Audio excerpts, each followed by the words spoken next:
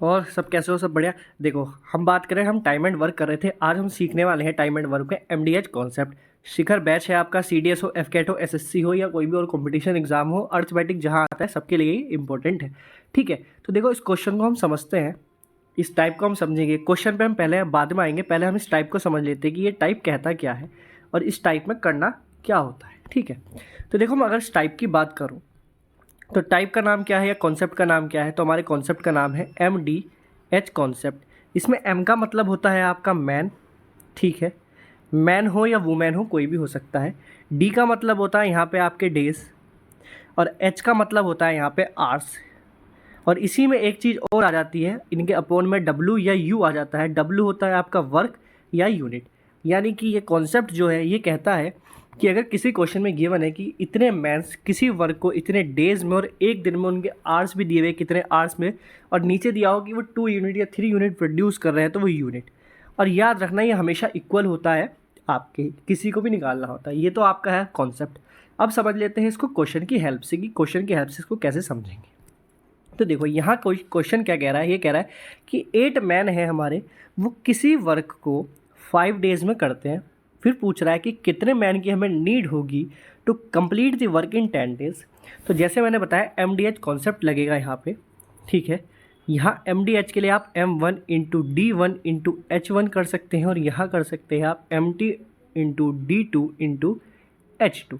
M की बात करूँ तो यहाँ मुझे 8 मैंस गिवन है, और यहाँ पे डेज की बात करूँ तो 5 हूँ, मुझे आवर्स वगैरह नहीं दिए हुए, तो मेरे लिए सिर्फ इतना ही इक्वल है। अब पूछ रहा है 10 डेज, तो यहाँ मैन कितने हैं मुझे नहीं पता, और कह दिया 10 डेज, तो बस इसको कैंसिल आउट करना और आंसर आ जाएगा। अगर इसे कैंसिल आउट करोगे तो ये हो गया 2 टाइम्स, और 2 को कैंसिल आउट करोगे 4, यानी कि 4 मैन की नीड होगी इसी वर्क को कंप्लीट करने में। अगर 10 डेज में वर्क कंप्लीट करना है तो सिर्फ 4 मैन की हमें नीड होगी। अब देखो इस क्वेश्चन को तो समझ लिया, अब मैं पी वाई क्यू समझाऊँ। तो पी वाई क्यू देखो थोड़ा एडवांस हो जाता है, क्योंकि ये सी डी एस का है। एस एस सी दोगे तो भी ये आएगा, एफ कैट दोगे तो अब पूछ सकता है, क्योंकि एफ कैट थोड़ा लेवल हार्ड करता जा रहा है अपना। तो देखो अगर हम बात करते हैं सी डी एस के क्वेश्चन की, तो सी डी एस 2017 का क्वेश्चन है, बहुत पुराना भी नहीं है। ये क्वेश्चन कह रहा है कि 15 मैंस है, किसी वर्क को वो 21 डेज में करते हैं, और देखो यहाँ आवर्स भी दे दिया, और हर एक दिन में 8 घंटे वो काम करते हैं। फिर पूछ रहा है कि 6 आवर्स वर्क करें डेली, और लेकिन यहाँ 20 वुमेन्स करें। ठीक है, 20 वुमेन्स। अब हमें मैंस और वुमेन्स का रिलेशन कैसे फाइंड करेंगे? मैन होता तो हम इसको बहुत इजीली निकाल देते। ठीक है, फिर क्या करते, फिर तो हम यहाँ कर देते 15 इंटू 21 इंटू 8, और यहाँ हम कर देते भाई मैंस गिवन थे 21 मैंस हो जाते, 6 डेज 1 करना, तो और हमें डेज निकाल लेते, तो हम कैंसिल आउट करके इसको निकाल देते कि भाई यहाँ 2 से कर देते, यहाँ 5 से कर देते, और ये इसको हम 4 टाइम तो 20, तो यहाँ 20 डेज़ हमारे आ जाते हैं। बट यहाँ हमसे डेज़ नहीं पूछा, यहाँ हमसे पूछा है वुमेन्स के बारे में, और हमें एक लाइन दे दी है, ये कहा है कि 3 वुमेन जो है वो वर्क करती है एज मच एज 2 मैन, यानी कि इफ़िशेंसी दे दी, कह दिया कि 3 वुमेन इक्वल है 2 मैंस की। तो यहाँ से आप इफ़िशेंसी का रेशो निकाल सकते हैं मैन और वुमेन की। तो बात करें वुमेन और मैन के रेशो की, तो आप कहेंगे यहाँ 2:3 आपका यहाँ रेशो हो जाएगा। हमारे क्वेश्चन में मैन गिवन है, तो मैन को वुमेन बनाना है, तो उसके लिए क्या करेंगे, हम मैन की इफ़िशेंसी निकाल लेते हैं। तो हम यहाँ से समझ सकते हैं कि भाई एक मैन की इफ़िशेंसी की बात करूँ तो 3/2 हो जाएगी वुमेन्स के इक्वल। यहाँ 50 मैंस है तो वुमेन्स के हम निकाल लेंगे। अब क्या करेंगे, यहाँ हम लिखेंगे वही जो हमने अभी ऊपर समझा 15, बट यहाँ मैंस में हम इफ़िशेंसी लगा देंगे वुमेन की, क्योंकि हमें यहाँ वुमेन का रिलेशन निकालना है। तो अभी हम समझे थे 3/2 ये हो जाएगा हमारी वुमेन्स। ठीक है, अब वुमेन्स तो लिखने की ज़रूरत नहीं है, बाकी सिर्फ चीज़ें वही रहेंगी। 21 इंटू 8 अपोन में इसलिए कुछ नहीं रखना है, क्योंकि यहाँ नंबर ऑफ़ यूनिट प्रोड्यूस नहीं दिखाई, ना ये बताया कि कितना वर्क किया। अब नेक्स्ट क्वेश्चन कह रहा है कि भाई 21 वुमेन है, 6 वर्क करेंगी, डेज हमें नहीं पता, डेज हमें फाइंड करने हैं। तो 21 से 21 हमारा इजीली कैंसिल आउट हो जाएगा। हम इस 2 से बात करें तो हमारा 4 टाइम कैंसिल हो जाएगा। अब 3 से बात करोगे तो देखो 3 से कैंसिल आउट करोगे तो 3 पूरा कैंसिल आउट हो जाएगा, यहाँ बचेगा 2, और इस 2 को 4 से कैंसिल आउट करोगे तो बचेगा 2। अब 2 की मल्टीप्लाई 15 से करोगे तो आंसर आ जाएगा 30, यानी कि 30 डेज लगेंगे अगर 20 वुमेन्स वर्क करें 6 आवर्स तक, है ना। एक बार और समझ लो इस क्वेश्चन को, कॉन्सेप्ट वही है MDH वाला ही, बट यहाँ हमें लास्ट लाइन दी है, एक रिलेशन बनाया है कि 3 वुमेन्स हमारी इक्वल है 2 मैंस के, तो इनके बीच का रिलेशन देखो, ऊपर मैंस गिवन है, उसको वुमेन्स बनाना है, यानी कि हम एक मैन की अगर वैल्यू निकाल लेंगे तो हम 50 वुमेन्स के रिलेशन में उसको निकाल सकते। तो हमने वही किया कि हमने मैन को तो यहीं रहने दिया, बाकी सब चीज़ें हम नीचे ले गए वुमेन के साथ, यानी कि एक मैन की बात करें तो वो 3/2 वुमेन के इक्वल है। तो 50 मैन कितने वुमेन्स के इक्वल होंगे वो हम इस इक्वेशन में पुट करके निकाला हमने, और हमारा आंसर 30 डेज आ गया। ठीक है, अब देखो नेक्स्ट क्वेश्चन, ये देखो ये भी आपका CDS 2015 का क्वेश्चन है, ये भी बहुत पुराना क्वेश्चन नहीं है। तो ये क्या कह रहा है, ये कह रहा है कि 4 मैंस है, 4 डेज 4 आवर वो वर्क कर रहे हैं पर डे, और 4 डेज तक कर रहे हैं और कंप्लीट कर रहे हैं 4 यूनिट, यानी कि यहाँ पे आपका जो मैंने बताया था MDH/U और वर्क, उसका कॉन्सेप्ट भी आ गया है। तो क्या कह रहा है, ये कह रहा है कि 4 मैंस आ गए मेरे, 4 डेज तक वर्क कर रहे हैं, 4 आवर्स कर रहे हैं और 4 यूनिट ही प्रोड्यूस कर रहे हैं। नेक्स्ट क्वेश्चन मुझसे पूछ रहा है, then how many unit of work will be completed by 2 mans 2 hours 2 days, unit कितने यूनिट प्रोड्यूस करेंगे ये। ठीक है, ये पूछा है how many unit of work will be completed by. ठीक है, तो कितना कंप्लीटेड होगा हमें ये फाइंड करना है। ठीक, तो देखो अगर 4 से 4 कैंसिल आउट कर दो, और इस 2 से ये 4 कैंसिल आउट कर दो, और इससे ये कैंसिल आउट कर दो, तो आप कह सकते हो कि 1/2 यूनिट प्रोड्यूस करेंगे, क्योंकि वर्क तो वही है ना, वर्क उतना ही याद रखना, इसमें कोई लॉजिक नहीं लगाना होता, इसमें साफ साफ सभी चीज़ें इक्वल रखनी होती है कि वर्क उतना ही है, बस मैंस कम कर दिए, डेज कम कर दिए, तो भाई कम वर्क प्रोड्यूस करेंगे, तो वो क्या करेंगे 1/2 यूनिट प्रोड्यूस करेंगे वर्क। ठीक, कॉन्सेप्ट वही याद रखो, कुछ नहीं करना, जहाँ भी MDH दिखे सबको आपस में इक्वल रख दो, बस आंसर आ जाएगा, बाकी कोई दिमाग मत दौड़ाओ। ठीक, अब देखो CDS 2017-15 सब आपने कवर कर लिए। अब देखो वापस नॉर्मल क्वेश्चन पर आते हैं। ठीक है, नॉर्मल का मतलब है कि PYQ नहीं है, बट आपके इंपॉर्टेंट सभी है। अगर इसकी बात करो तो ये क्वेश्चन क्या कह रहा है, ये कह रहा है सर्टेन नंबर ऑफ मैन, हमें नहीं पता कितने मैन है, अब वो वर्क कर रहे हैं 45 डेज तक, if there were be 4 man less, कह रहा है कि 4 मैन लेस हो जाए, it could be finished in 15 days more, तो 15 डेज मोर लेंगे। अब देखो लैंग्वेज समझो, ये कह रहा है हमें नहीं पता कितने थे, हमने एक्स ले लिया, वो 45 डेज तक वर्क कर रहे हैं। ठीक, अब ये कह रहा है कि 4 मैन कम कर ले, तो हम कह रहे हैं कि हमारे पास 4 थे, वो हम मेरे पास एक्स थे, हम एक्स में से 4 माइनस कर लेते, तो 15 डेज मोर लग रहे हैं, याद रखना 15 डेज मोर, यानी कि 45 लग रहे थे, अब 60 डेज लग रहे हैं। How many man are there, तो कितने मैन हैं, यहाँ पूछता है कितने थे कितने हैं, ये कितने हो जाएंगे। ठीक है, इस टाइप से लैंग्वेज खेल के वो चेंज कर लेता। अगर हम इस क्वेश्चन को बात करें तो आप कह सकते हैं कि ये तो मैं 9 टाइम्स कैंसिल आउट कर दूंगा 5 के टेबल से, और इसको मैं कर दूंगा 12 आउट, तो आप कहेंगे 4 और 3, तो यहाँ से आप कह सकते हैं 3x आ जाएगा, और यहाँ बात करेंगे तो आपका 4x - 16 हो जाएगा।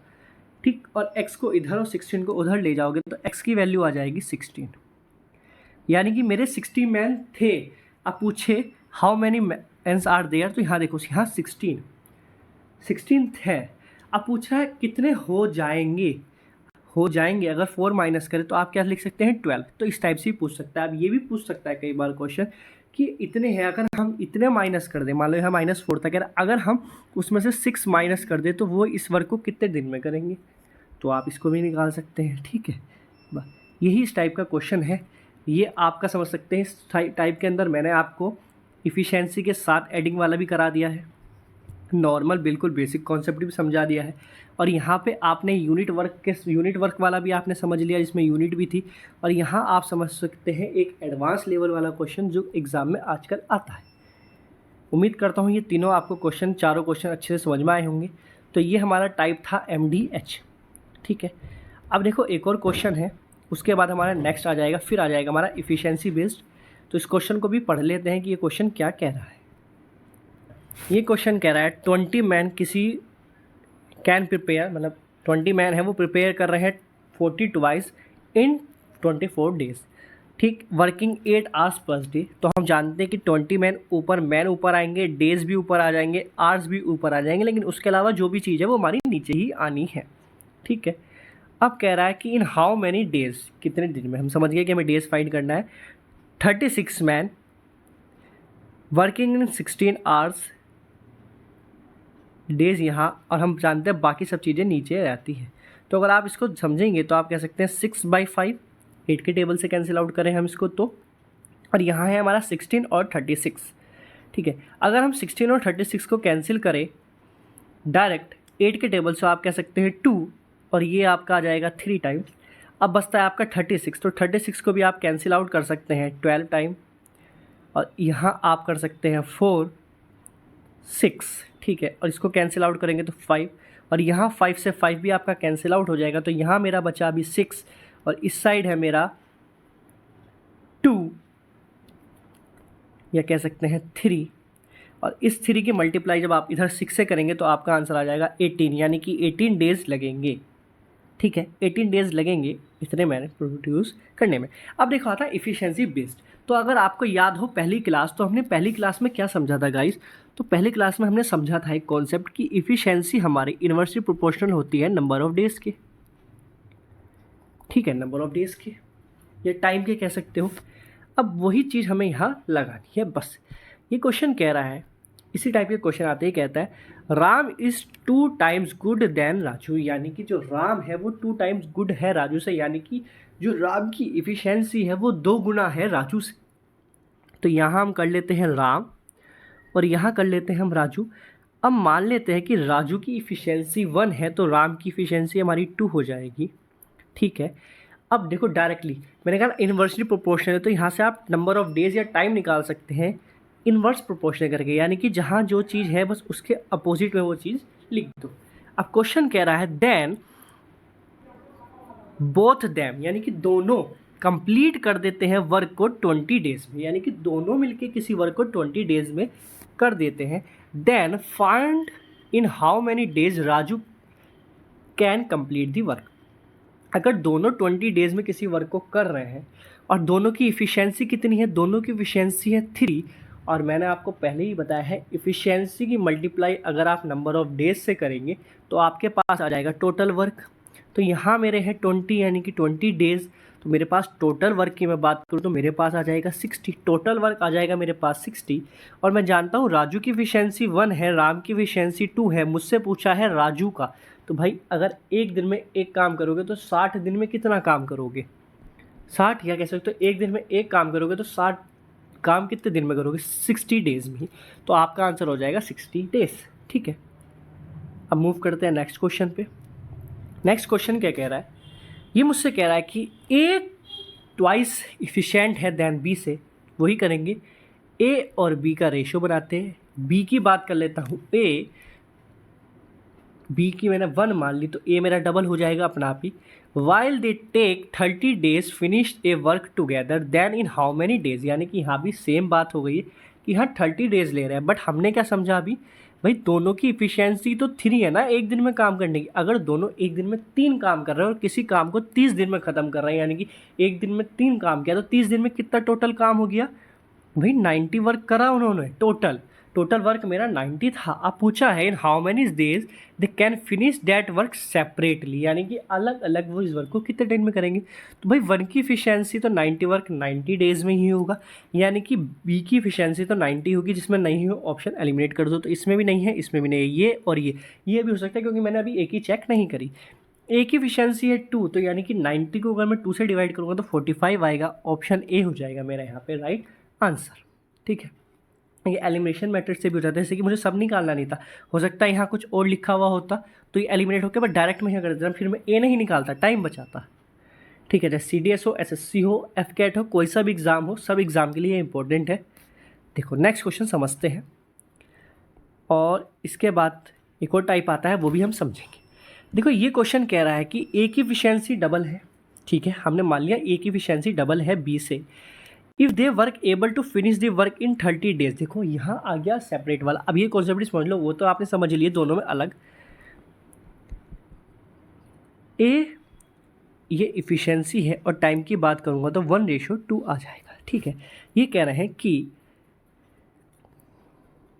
ए ट्वाइस है फास्टर बी से और कह रहा है and is there B able, यानी कि ए एबल है किसी वर्क को कंप्लीट करने में 30 डेज लेस देन बी, यानी कि 30 दिन कम वर्क, 30 दिन कम में 30 डेज लेस में वो किसी वर्क को कंप्लीट कर देता है A. Then find the time in which they can complete working together, यानी कि दोनों साथ में कितने दिन में इसको कवर कर लेंगे। तो आप समझो यहाँ अगर हम दिन की बात करें तो दोनों में कितना अंतर है, यहाँ दोनों में अंतर है सिर्फ एक दिन का। तो आप कह सकते हैं जो 30 की वैल्यू है ना मेरी, ये 1 के इक्वल है। भाई 1 मेरे अकॉर्डिंग है, क्वेश्चन के अकॉर्डिंग 30, यानी कि 1 इक्वल है, क्योंकि भाई देखो यहाँ गैप की बात करें तो यही तो मेरा टाइम है ना, ए का टाइम है 1, बी का टाइम है 2, यानी कि ये समझ सकते हो एक किसी वर्ग को करने में 1 दिन ले रहा है, बी उसी वर्ग को करने में 2 दिन ले रहा है, दोनों में अंतर कितने का है, 1 दिन का। क्वेश्चन के अकॉर्डिंग 30 डेज का, यानी कि 1 की वैल्यू है 30। अब ऐसी कंडीशन में क्या करते हैं, टोटल वर्क कैसे निकालते हैं, तो याद रखना जो टाइम है इन दोनों में से जो भी आपका बड़ा हो उसकी मल्टीप्लाई आप डायरेक्ट करा दो जो आपकी यहाँ पे वैल्यू आई है। 1 की वैल्यू 30 आई है तो 2 की वैल्यू की बात करोगे तो आपका यहाँ टोटल वर्क आएगा 60। बस याद रखना 60 वर्क आया, और दोनों का पूछा है तो दोनों की एफिशिएंसी 3 है और 60 वर्क करना है, तो यानी कि 20 डेज। इस टाइम में टोटल वर्क कैसे निकालते हैं, फिर समझो जो टाइम में बड़ी डिजिट है उससे जस्ट मल्टीप्लाई कर दो, टोटल वर्क निकल जाता है ऐसे कंडीशन में क्वेश्चनों में। ठीक है, आप देखो नेक्स्ट क्वेश्चन आता है, ये आपका टाइप आता है नेक्स्ट, ये आता है अल्टरनेट डेज वर्क, यानी कि एक दिन एक ने काम किया, एक दिन दूसरे ने काम किया, इस तरीके से क्वेश्चन भी आपके आते हैं। अब तक बात करें हमने क्या क्या समझ लिया, तो हमने बेसिक मेथड समझ लिया टाइम एंड वर्क का, हमने बिफोर लेफ्टिंग और आफ्टर लेफ्टिंग वाला कॉन्सेप्ट भी समझ लिया, हमने इफ़िशेंसी गाइस समझ ली है। अभी हमने बात करें तो आपका MDH कॉन्सेप्ट भी समझ लिया है। टोटल समझे तो हम अब तक हमने 7 कॉन्सेप्ट समझ लिए हैं, 7 क्वेश्चन पे 7 कॉन्सेप्ट पे हम आ रहे हैं टाइम एंड वर्क के। बस यही कॉन्सेप्ट समझने हैं, बाकी जब क्वेश्चन प्रैक्टिस लगाओगे तो और अच्छे से दिमाग में आने लगेंगी सब चीज़ें।